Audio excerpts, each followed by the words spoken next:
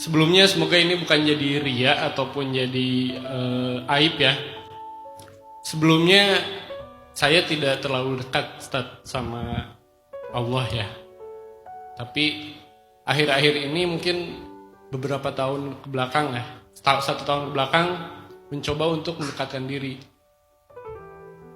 Ternyata malah merasa kayak ujiannya kok jadi tambah berat saat dari macam-macam ujiannya, dari rezeki ataupun apapun itulah. Dibanding sebelumnya yang cuma kayak sholat 5 waktu aja, kadang telat sholat ataupun kayak gimana, itu ya nggak terlalu diinikan lah. Cuma untuk akhir-akhir ini saya coba untuk lebih mendekatkan diri, tapi kok ternyata lebih ini ya ujiannya lebih terasa gitu. Itu yang pertama. Kadang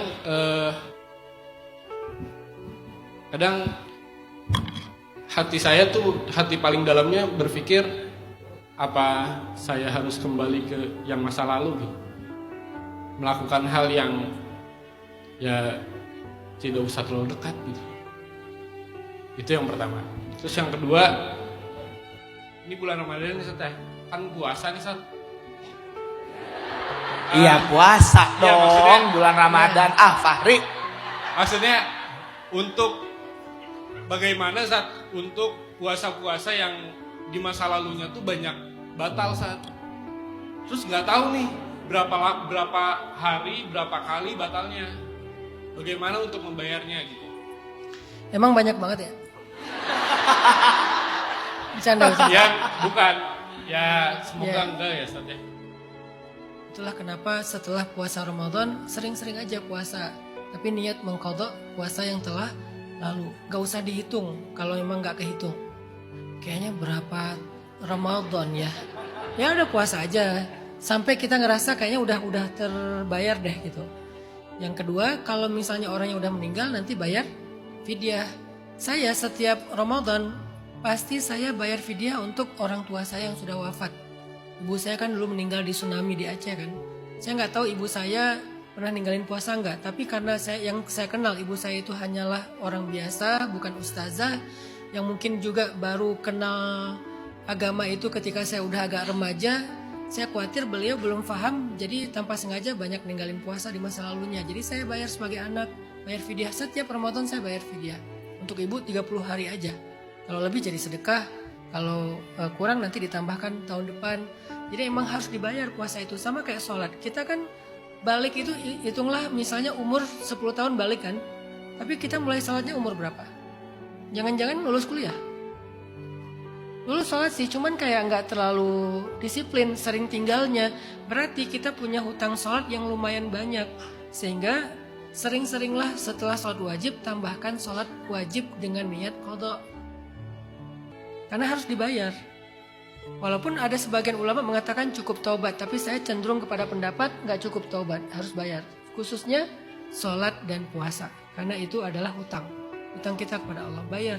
Sering-sering aja. Misalnya kalau lagi nggak sibuk ya, habis sholat isya lagi. Habis sholat maghrib lagi. Tapi niatkan qadha. Kalau misalnya lagi sibuk nggak sempat nggak apa-apa, nanti pas sempat besoknya sholat lagi. Harus maghrib dengan maghrib, isya dengan isya, nggak juga. Isya qadha maghrib boleh. Karena kalau qadha udah nggak ada lagi waktunya, nggak ngikutin waktu yang 5, bebas kapan aja selama bukan waktu yang dilarang sholat. Itu kesimpulan dari fatwa ulama Al-Azhar tentang mengqadha sholat dan mengqadha puasa.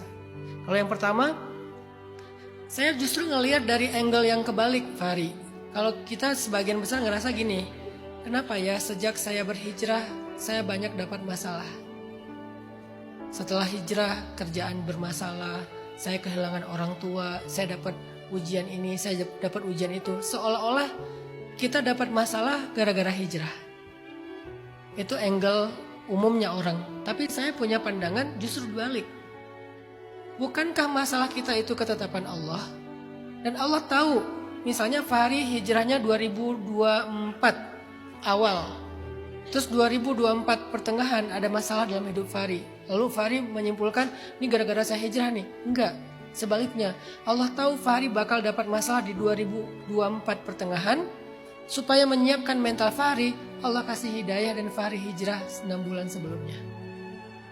Sehingga ketika ada masalah, Fahri dalam situasi udah berhijrah, udah kenal Allah, udah tahu sholat, udah tahu doa, udah tahu istighfar. Kalau enggak, Fahri bakal patah. Kalau enggak, Fahri bakal nyerah gitu. Kalau enggak, Fahri bakal cari tower, naik, turun lagi ketinggian. Artinya Allah udah nyiapin kita dengan mental lewat hijrah kita, lewat taubat kita sebelum kita dapat masalah. Kenapa kita malah menuduh masalah itu datang setelah kita berhijrah? Kenapa kita nggak membalikannya dengan mengatakan saya dihijrahkan Allah sebelum saya menghadapi masalah? Karena hijrah nggak hijrahnya kita tetap akan mengalami masalah itu karena itu takdir Allah. Siapa bilang kalau kita nggak hijrah masalahnya nggak akan terjadi? Ketika Fahri memutuskan misalnya sebelumnya nggak hijrah, tetap Fahri akan mengalami masalah itu. Bedanya dulu kalau sekarang Fahri mengalaminya dalam keadaan udah dekat sama Allah, jadi lebih kuat mentalnya. Seandainya enggak, Fahri akan menghadapi masalah itu dengan keadaan gampang berputus asa dan berkeluh kesah.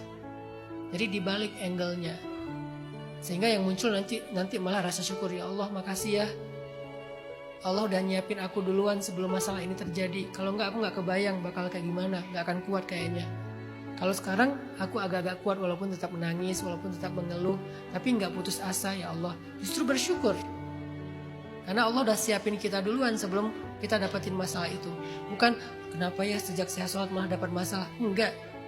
Kalau kamu nggak sholat, kayaknya masalah itu berat banget kamu hadapin. Kamu nggak akan kuat.